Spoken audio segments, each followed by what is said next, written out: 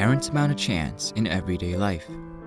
With enough clueless fools in our world, someone is bound to get lucky. Consider this, the chances of flipping 5 heads in a row is 3.125%. But with 50 people all flipping, there is now an 80% chance that at least one person will hit the jackpot. Now, imagine each coin flipper as a startup company. For the one lucky company that makes it, they will look back in hindsight and declare hard work, dedication, and perseverance as some of their causes to greatness. No one ever looks down the street and considers the many other companies who are also hardworking, just as dedicated, but never had the opportunity to be successful. Few people recognize their good fortunes in a world of uncertainty and unpredictability. We underestimate the role of good luck in success and the role of bad luck in failure. This is the exact sentiment argued by Malcolm Gladwell, Nassim Taleb, and even Commander Hadfield in their works. Life's outcomes are the results of our own decisions and a stroke of chance later. For us to achieve our desired results, outcomes in the future must unravel in our favor. This is something we can never know at the time, and all we can do is take our best guesses and decide. The scary part is, we generally judge others based on their outcomes and not on the circumstances. When people make terrible decisions at the time, but then it luckily works out in their favor, they've now considered themselves as geniuses. On the contrary, if someone is dedicated and works hard, but maybe never got that lucky break, they can automatically be deemed a failure. I'm not afraid of making good decisions which don't work out. I've accepted that.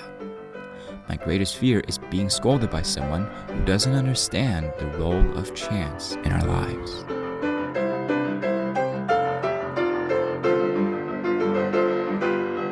To illustrate, let's imagine that I belong in a group called the Triathletes, and I have a good friend, call him Kevin, in a group called Fast Food Enthusiasts. Now, any doctor will tell you that, as a whole, triathletes are significantly less likely to suffer a life-threatening disease than fast food enthusiasts. However, when it comes to each individual person, getting that illness is a result of so many other factors which one cannot control. There is no single way to point to a person and predict with absolute certainty whether he or she will die young. You can only look at their life choices and consider the probability of what's possible. This is where chance comes into play. Even though I've made good life choices, Lady Luck may not be so kind. I fear the day of being one of the selected few triathletes lying on my deathbed, gasping for air, while my friend Kevin watches over me as a perfectly healthy man. My greatest fear is not dying, but rather not being able to utter these very words while Kevin brags and scolds me for taking such good care of my health. Running out of breath just before finishing this very last sentence. So I made this video.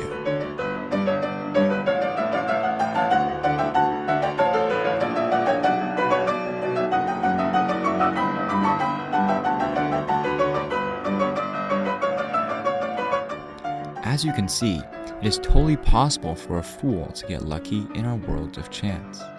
Even more so, that fool will mistakenly believe he or she made good decisions at the time, that eating junk food was a great idea because he didn't die. Just like the lucky coin flipper or the crazy startup that takes off, few people consider the role of chance in our outcomes.